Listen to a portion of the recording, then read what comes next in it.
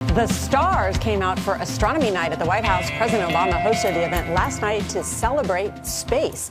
It featured budding scientists, teachers, and astronauts, and one special guest was the young scientist whose controversial clock invention gained international attention. Major Garrett is at the White House, where he spoke to the inventor. Major, good morning. Good morning. At its essence, this story is about time and the times we live in, about identity and suspicion, power and science, and probably a few other things. We had a chance last night to sit down with the 14-year-old at the center of this saga to talk about his invention and his intentions. All of it you can see, and if so moved, judge for yourself.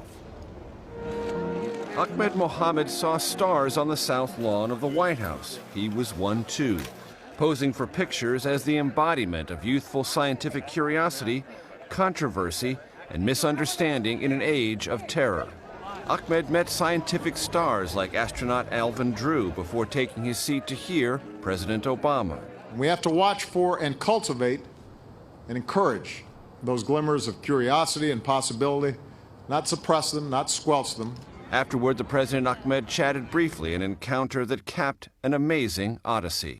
It's a very long journey, and it's a short journey, but a very long journey, and the experience to learn it. What kind of things did you learn?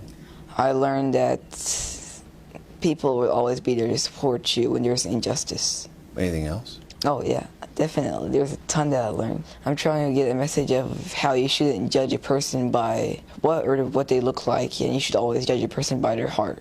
Just over a month ago, Ahmed brought this crude digital clock he'd constructed at home to school. The motive? Impress his engineering teacher, but his English teacher saw the contraption and thought it might be a bomb. How rapidly did you know things were sort of moving in a different direction? When I saw her eyebrows go up. Like that? Yeah. Ahmed was arrested and suspended from school.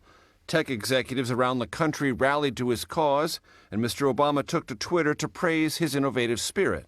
One, Ahmed said, might make a difference someday in space. We talked about Mars and 2030, and I talked to him about the generator that I'm making and how it could help people on Mars. And your motive for making it and bringing it to school was what? To impress my teacher. What happened is the last thing you were expecting. Yes, but instead I impressed the world.